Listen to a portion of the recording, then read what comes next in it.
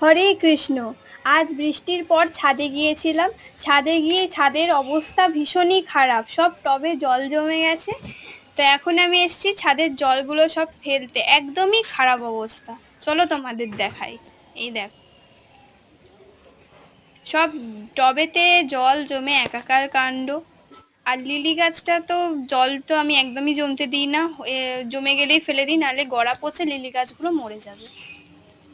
মানে পুরো পুকুরের মতন একদম পুরো টুবু টুবু জল হয়ে গেছে টবেতে। এখন আমি জলগুলো ফেলে দিই।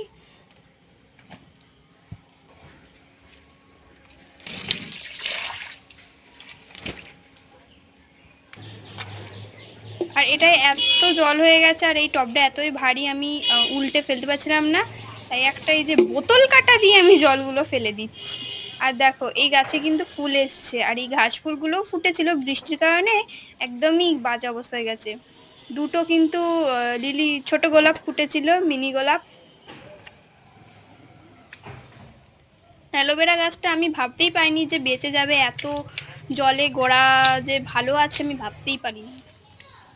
দেখো, লিলি গাছগুলো কিন্তু পুরো মরে যাওয়ার অবস্থা ছিল, তাকে জল দিয়ে দিয়ে আমি কিন্তু বাঁচিয়েছি। আর আজকে পরিবেশটা এত ভালো লাগছে বৃষ্টির পরে। আর এই দেখো, আমাদের এখানে আকাশটা দেখো কত সুন্দর লাগছে, এখন হালকা মেঘলা। আর এইগুলো কি ফুল বলো তো, তোমরা জানলে কমেন্ট করে জানিও। আর দেখো, আমাদের গাছে প্রথমবার বাতাবি লেবু এসছে। তো টাটা, হরে কৃষ্ণ।